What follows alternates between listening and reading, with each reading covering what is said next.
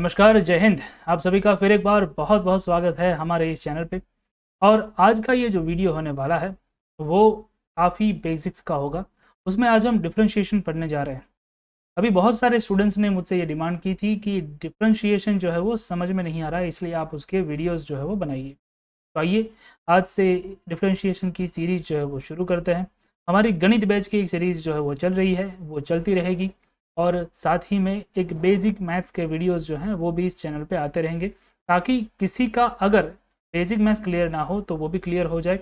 और हाँ, साथ ही में आपको अगर गेट की प्रिपरेशन करनी है तो हमारे इंजीनियरिंग मैथमेटिक्स के जो गेट के जो वीडियोज़ हैं वो भी बहुत सारे हमने बना के रखे हुए हैं। उसमें आगे वीडियोज़ आते रहेंगे, उसकी लिंक जो है वो ऊपर आपको आई बटन में मिल जाएगी। तो आइए वक्त नहीं गवाते हैं, आज के इस वीडियो में आगे बढ़ते हैं।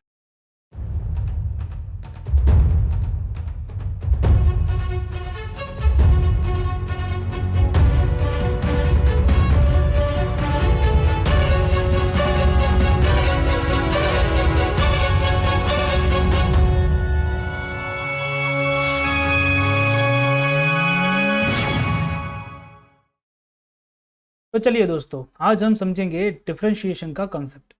डिफरेंशिएशन जो है वो एक ऐसा टॉपिक है जो हर बार आपको जो है वो तंग करता रहता है। ठीक है, कभी कभी जो 12वीं के स्टूडेंट हैं उनको भी तंग करेगा, जो लोग इंजीनियरिंग में हैं उनको भी तंग करेगा, जो बीएससी एमएससी कर रहे हैं उनको भी तंग करेगा, और जो लोग मास्टर्स कर रहे हैं या फिर जो लोग गेट कर रहे हैं उन सभी को तंग करेगा। ठीक है, तो ये एक ऐसा टॉपिक है जो साइंस के हर बच्चे बच्चे को तंग करता रहता है, लेकिन हम जो है वो उसको समझने की कोशिश नहीं करते। इस वजह से वो हमको ज़्यादा परेशान करता है। तो उस टॉपिक को जो है वो आज हम आसानी से समझने की कोशिश करेंगे, जिससे उसमें हमें परेशानी कम हो। लेकिन किसी भी चीज़ को समझने के लिए उससे जान पहचान होना ज़रूरी है, और जान पहचान जो है वो आज कर लेते हैं। डिफरेंशिएशन है क्या, उसका कंसेप्ट क्या है, उसको समझने के लिए एक एग्जाम्पल की ज़रूरत पड़ेगी। लेकिन क्योंकि आप सभी लोग बहुत सारे ऐसे होंगे जो पहली बार हमारी चैनल में आए हैं, इसलिए आपको एक छोटी सी ट्रीट तो बनती है। तो ये रही मेरी ओर से आपको एक छोटी सी ट्रीट। जी हाँ, आप ही के लिए है। आप इसको आसानी से, शांति से, मज़े से ऑर्डर करके खा सकते हैं। ठीक है जी, ये देखा जाए तो ट्रीट है, लेकिन साथ ही में आपके लिए एक एग्जाम्पल है। इसी के ज़रिए हम डिफरेंशिएशन का कंसेप्ट समझेंगे। जी हाँ, इस पिज़्ज़ा के ज़रिए। अब आप मुझसे कहेंगे कि किस तरह से, तो बने रहिए मेरे साथ वीडियो में, मैं आपको समझाते जाता हूँ। ठीक है, कि किस तरह से ये पिज़्ज़ा हमको डिफरेंशिएशन का कंसेप्ट समझाएगा। आपके लिए पिज़्ज़ा होगा, मेरे लिए ये एक ऑब्जेक्ट है। ठीक है, this is an object for me. अभी इंजीनियरिंग में या फिर साइंस की फील्ड में बहुत सारे ऐसे ऑब्जेक्ट्स आते हैं जिसके ऊपर हमको बहुत सारी प्रॉब्लम्स जो है वो सॉल्व करनी होती है। मान लो कि अगर आप मैकेनिकल इंजीनियरिंग में हो तो आपने देखा होगा कि आपके पास स्क्रू की डिज़ाइन हो गई, बोल्ट की डिज़ाइन हो गई, किसी भी व्हील के किसी भी एक्सेल की डिज़ाइन हो गई। ठीक है, तो इन सारी डिज़ाइंस में क्या होता है कि बहुत सारे लोड्स हर एक जगह से लगते हैं, और उसको जो है वो उस सिस्टम के ऊपर डालना होता है और बाद में उसकी डिज़ाइन करनी। उसी तरह से थर्मल डिज़ाइन हो गई, किसी भी, अगर आप कंप्यूटर इंजीनियरिंग में है तो आपके जो सिस्टम की पूरी डिज़ाइन होगी, वो सब कुछ जो है वो बहुत ही कॉम्प्लेक्स होता है। ठीक इस पिज़्ज़ा की तरह। अब आप मुझसे कहेंगे कि पिज़्ज़ा में क्या कॉम्प्लेक्स है, मैं आपको कॉम्प्लेक्स बना के दिखाता हूँ। ये पिज़्ज़ा आपको खाना है, लेकिन इसको आपको काटना नहीं है। You can not cut it. आपको उसको कट नहीं करना है। ठीक है, आप उसको बिना कट किए एक ही बार में खा जाए तो ही आप इस पिज़्ज़ा को खा सकते हैं। तो पहले दिखने में ये पिज़्ज़ा आसान था, लेकिन अब उसको एक साथ में खाना मुश्किल है। सही बात है कि नहीं? बिल्कुल। तो उस मुश्किल प्रॉब्लम को सॉल्व करने के लिए हम करते क्या हैं? हम क्या करते हैं, हम एक नाइफ़ लेते हैं और उस नाइफ़ के ज़रिए इस पिज़्ज़ा को कट करना शुरू करते हैं। ठीक है? तो जैसा कि आपने शायद पढ़ रखा होगा, राइट, कि हम सर्कल के पार्ट्स कर सकते हैं, तो उसी तरह से हमने इस पिज़्ज़ा के बहुत सारे पार्ट करना शुरू कर दिए, और उसमें से जो ये एक पार्ट मिला है उसको आप आसानी से खा सकते हो।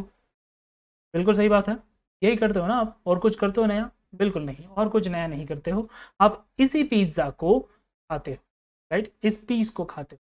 तो पीस बाय पीस जब पिज़्ज़ा को खाया जाता है तब उसको खाना भी आसान है और उसको पचाना भी आसान है। अब मुझे एक और चीज़ बताओ, इसको जब पीस करते हो तब क्या पूरा का पूरा पीस अपने मुँह में डाल लेते हो क्या? नहीं डालते ना, उसकी भी आप बाइट्स में उसको डिवाइड करते हो। एक बाइट, दूसरी बाइट, तीसरी बाइट, चौथी बाइट, और बाइट में डिवाइड करने के बाद आप उसको कंज़्यूम करते हो। ऐसा क्यों करते हो आप? ऐसा आप इसलिए करते हो क्योंकि वो चीज़ आसानी से शरीर में जाए, आसानी से मुंह में समा जाए और बाद में उसको पचाने में भी आसानी हो। ठीक है, आपको अनुभव होगा जो सीधे सीधे कंज्यूम कर ली होती है वो आगे जाके आपके पेट को खराब करती है। ठीक है, तो ये सारी चीज़ें जो है वो आपको देखने को मिलती है क्योंकि वो अच्छे से पची नहीं है और इसके लिए आपको क्या करना पड़ता है, उसको अच्छे से चबा चबा के खाना पड़ता है। अभी मैं यहाँ पे न्यूट्रिशन का लेक्चर देने नहीं बैठा हूँ, मैं मैथ्स का लेक्चर देने बैठा हूँ। ठीक है, तो उसको मैथमेटिकली समझते हैं। हमने किया क्या है, हमारे पास एक बहुत ही बड़ा ऑब्जेक्ट था, हमारे पास एक बहुत ही बड़ा ऑब्जेक्ट था, या फिर मैं कह लूँ कि हमारे पास एक बहुत ही बड़ी प्रॉब्लम थी। ठीक है, उस प्रॉब्लम को हमने क्या कर दिया है, प्रॉब्लम को हमने कर दिया है डिवाइड बहुत सारे नंबर ऑफ पार्ट्स में, और डिवाइड करने के बाद वो प्रॉब्लम हमारे लिए आसान। ठीक है, अभी तुम देख सकते हो यहाँ पे मैंने कितने पार्ट किए हैं, क्या आप गिन पाओगे? तो यहाँ पे आप देख रहे हो ये पहला पार्ट है, ये दूसरा पार्ट है, यहाँ पे तीसरा पार्ट है, ये चौथा है, ये पांचवा है, ये छठा पार्ट है, ये सातवां पार्ट है और यहाँ पे आठवां पार्ट है। तो कुल मिला के हमने 8 भाग जो है वो आपके पिज्ज़ा के किए हैं। 8 पार्ट में तो इसको आपने आसानी से खा लिया। ठीक है, अगर मैं आपको ये बोलूँ कि और भी ज़्यादा पार्ट करो इस पिज़्ज़ा के, हो सकते हैं तो 16 पार्ट करो। ठीक है, मतलब हर एक पीस के और 2-2 भाग करो, तो कौन सा वाला आसान होगा? ये 1/8 पार्ट खाना, ये पहले 1/8 पार्ट था ना, वो खाना आसान है, या फिर 1/16 पार्ट खाना आसान? आप मुझे बोलोगे कि हाँ 1/16 पार्ट वो खाना आसान है क्योंकि वो जो है वो और भी ज़्यादा पतला हो जाएगा। ठीक है, राइट। और भी अगर इसके छोटे छोटे पार्ट किए जाए, मान लो 1/100 पार्ट में करता हूँ तो वो तो एक छोटी सी एक स्ट्रिप हो जाएगी पिज़्ज़ा की, उसको खाना और भी ज़्यादा आसान है। मान लो कि मैंने किसी तरह से पिज़्ज़ा के और भी छोटे छोटे पाउडर कर दिए। ठीक है, छोटे छोटे पाउडर, ठीक है, एकदम माइक्रोन साइज के, तो अब उसको खाना ज़्यादा आसान है कि नहीं है? तो क्या हो रहा है, ज़रा ध्यान से देखिए, जब हम डिविजन्स को बढ़ा रहे हैं, उस ऑब्जेक्ट को समझना, उस प्रॉब्लम को समझना हमारे लिए बहुत ही ज़्यादा आसान होता जा रहा है।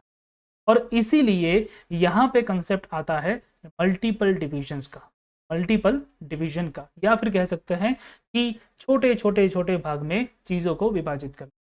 तो जब आप डिवीजन को बहुत ही छोटे स्केल पे ले जाते हो, ठीक है, जब आप डिवीजन को एकदम छोटे स्केल पे ले जाते हो, स्मॉलेस्ट डिवीजन आप जब करते हो, तब हम उसको बोलते हैं क्या?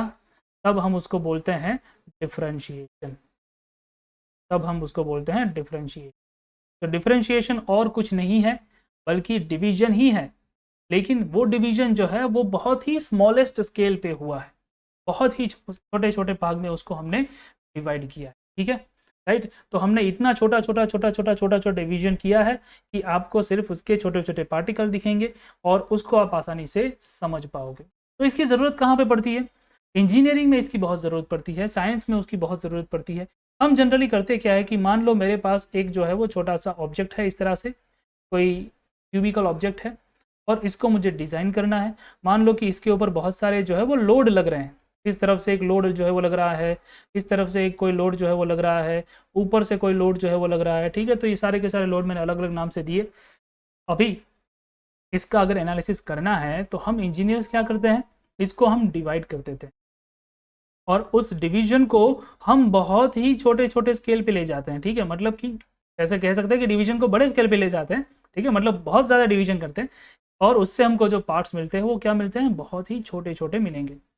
अब इससे फ़ायदा क्या होता है कि हमको मिल जाएंगे उस ऑब्जेक्ट के छोटे छोटे एलिमेंट्स।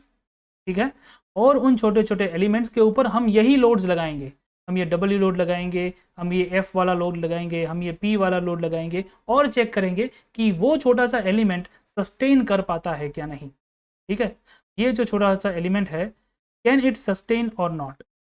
ठीक है, अगर ये सस्टेन कर सकता है, अगर वो टिक सकता है, तो पूरी की पूरी सिस्टम भी उसी के हिसाब से टिक सकती है।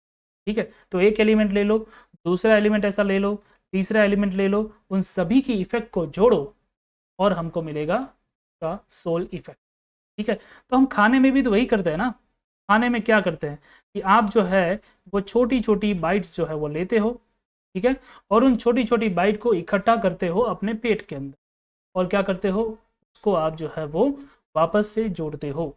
तो सबसे पहले हम करते हैं डिफरेंशिएशन और बाद में उसको वापस से जोड़ते हैं तो जोड़ने की प्रोसेस को बोलते हैं इंटीग्रेशन।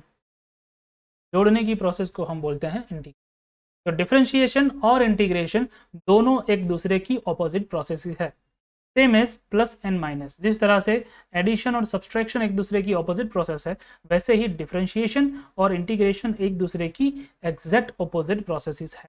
ठीक है, और इसीलिए जब हम डिफरेंशिएशन के फॉर्मूला लगते हैं, उसकी आप उल्टा करोगे तो आपको इंटीग्रेशन के फॉर्मूला मिल जाएंगे। अब मैं आपको एक छोटा सा एग्जांपल हमारे कंसेप्ट के बेस पे देता हूँ।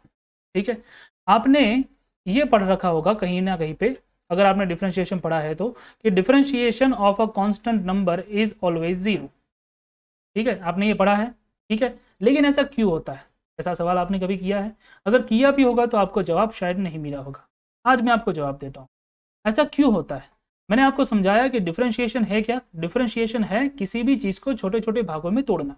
मान लो कि मेरे पास एक ऐसी चीज़ है जिसकी कोई डायमेंशन कांस्टेंट है, जैसे कि ये एक स्केल है मान लो। ठीक है, और मान लो कि उसकी साइज 10 सेंटीमीटर है। तो 10 सेंटीमीटर की जो स्केल है उसकी जो साइज होगी वो तो सेम होगी ना, मतलब सेम मतलब कि आज भी 10 सेंटीमीटर रहेगी, 10 साल बाद भी वो 10 सेंटीमीटर रहेगी, 100 साल बाद भी वो 10 सेंटीमीटर रहेगी। ऐसा हम मान लेते हैं कि उसमें कोई भी बदलाव नहीं है, तो वो जो है हमारे लिए एक कांस्टेंट नंबर हो गया। ठीक है, अभी इस कांस्टेंट स्केल का आप डिवीजन करोगे, ठीक है, छोटे छोटे भागों में अगर उसको विभाजित करते हो तो आपको क्या मिलेगा? आपको मिलेगा एक टुकड़ा, आपको मिलेगा एक टुकड़ा, ऐसे बहुत सारे टुकड़े मिलेंगे। उन टुकड़ों को भी आप क्या करो कि उसको भी आप और भी छोटे छोटे पार्ट्स में डिवाइड करो, तो आपको मिलना शुरू होगी इस तरह से रेक्टेंगुलर स्ट्रिप्स मिलना शुरू होगी। उन रेक्टेंगुलर स्ट्रिप को भी आप छोटे छोटे टुकड़ों में डिवाइड करना शुरू करोगे तो आपको और भी छोटे टुकड़े मिलेंगे। और एक टाइम पे क्या होगा, एक टाइम पे आपको इस तरह से मिनिमम छोटे छोटे पाउडर फॉर्म के पार्टिकल्स मिलेंगे। और किसी तरह से अगर आप इस पार्टिकल को भी डिवाइड कर लेते हो तो आप ऐसे पार्टिकल्स पाओगे जो कि आपको दिखेंगे भी नहीं, तो there will be almost zero. वो आपको दिखेंगे भी नहीं तो वो almost zero particle, zero size के पार्टिकल होंगे। इसीलिए जब आप कांस्टेंट का डिफरेंशिएशन करते हो तो आपको आंसर मिल जाता है। ठीक है, कांस्टेंट का डिफरेंशिएशन आपको जीरो मिलता है, क्योंकि एक कांस्टेंट नंबर को जब आप डिवाइड करना शुरू करते हो from the beginning to the end, वो जीरो हो जाता है, बहुत ही छोटे छोटे पार्टिकल्स आपको देगा। ठीक है, और इसी का उल्टा अगर आप, जैसे मैंने बताया कि इंटीग्रेशन करोगे जीरो का, ठीक है, तो वो उन छोटे छोटे टुकड़ों को आप वापस से इकट्ठा कर रहे हो, तो इकट्ठा करने पर वापस ये कांस्टेंट आपको मिल जाएगा, तो आपको मिलेगा कांस्टेंट। ठीक है, तो ये जो है वो तरीका है डिफरेंशिएशन और इंटीग्रेशन को समझने का। ज़्यादा डिटेल में हम अगले लेक्चर से ही पढ़ेंगे। आज आपको ये इंटरेस्ट जो है वो जगाना ज़रूरी था। ठीक है, अगर आपको आज इंटरेस्ट आया है तो मुझे कमेंट सेक्शन में बताइए, और अगर आपने पहली बार समझा है कि डिफरेंशिएशन क्या होता है तो भी आप मुझे कमेंट सेक्शन में बताइए। और आपके लिए ये ट्रीट है पिज़्ज़ा की, वैसे खुद ही ऑर्डर कर लीजिएगा और खा सकते हैं। ठीक है, मिलता हूँ मैं आपको अगले लेक्चर में, तब तक के लिए जय हिंद।